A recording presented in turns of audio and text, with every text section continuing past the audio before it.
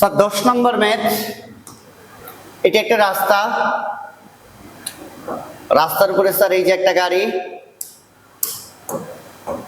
তো বলছে এত ওজনের একটা খেলনা গাড়ি। স্যার খেলনা গাড়ির ওজন দিছে, ওজন দেওয়া মানে ভর দেওয়া। স্যার ডাব্লুর মান কত দিছে? ওজন দেওয়া, ডাব্লুর মান দেওয়া 3.92 নিউটন। স্যার ওজন আছে মানে আমি ভর বের করবো আগে, প্রশ্নে এইটাই জানতে চাবে। W is equal to M G, তাহলে এম সমান সমান কি ডাব্লিউ বাই জি, তাহলে এম সমান সমান ওজন কত 3.92 ডিভাইডেড বাই জি এর মান মুখস্থ 9.8, অভিকর্ষ ত্বরণ। এম এর মানটা স্যার আমি একটু বের করি, 3.92 ভাগ 9.8, এটা আসে স্যার 3.92 ভাগ 9.8, এটা আসে স্যার 0.326 কেজি।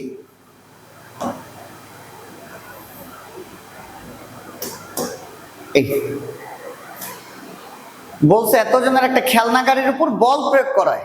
স্যার কি প্রয়োগ করছে? এই যে বল প্রয়োগ করায়, ঠিক আছে? তার মানে এখানে বল প্রয়োগ করছে এফ, বল প্রয়োগ করায় এটি ঘর্ষণযুক্ত মেঝেতে।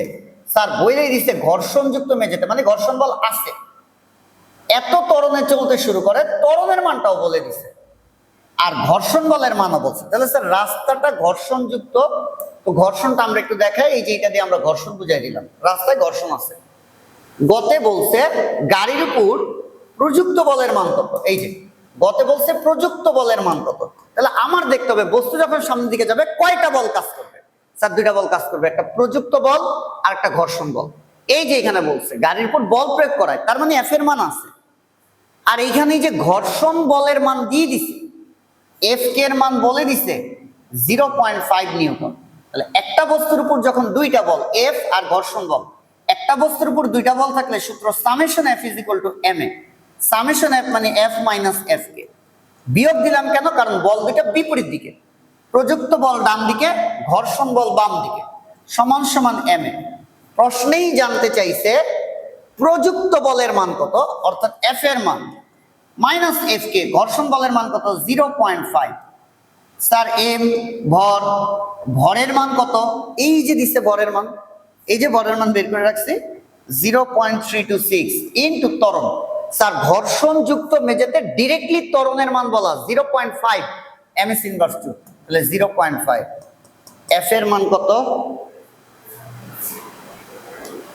0.326 ইনটু 0.5,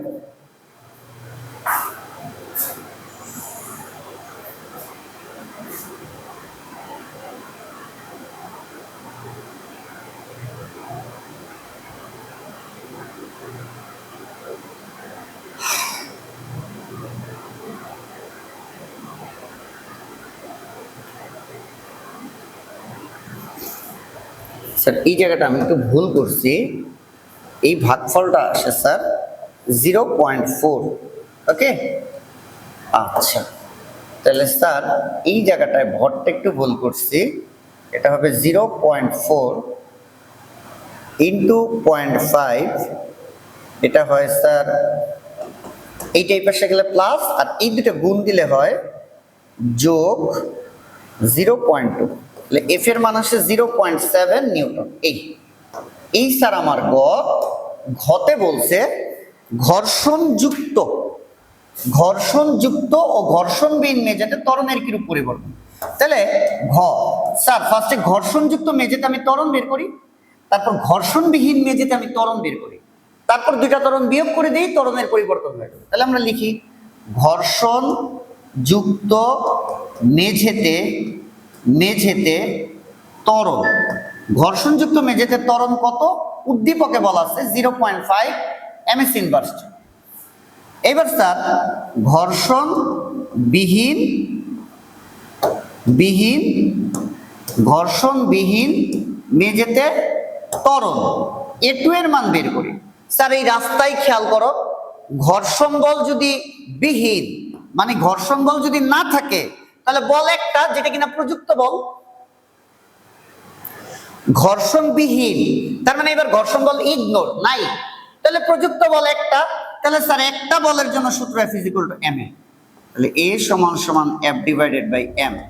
স্যার যেই এফ, এটা তো আমার প্রযুক্ত বল, এই যে এফ এর প্রযুক্ত বলের মানটা আমি বের করে ফেলছি 0.7, তাহলে 0.7 ডিভাইডেড বাই এম ভর, ভরও তো আমি বের করছি যে 0.4, তো স্যার 0.4, তাহলে তো স্যার আমার এটা এ টু দিই, এ টু এর মানটা আমার চলে আসে কত আসে স্যার 0.7 ভাগ 0.4, এটা আসে স্যার 1.75 এমএস ইনভার্স 2। তাহলে পরিবর্তন a2 মাইনাস a1, a2 কত 1.75, a1 কত 0.5, তাহলে 1.75 বিয়োগ 0.5, এটা হয় 1.25 এমএস ইনভার্স 2। এই স্যার আমার ত্বরণের মানের পরিবর্তনটা চলে আসলো, ত্বরণের মানের পরিবর্তনটা চলে আসলো।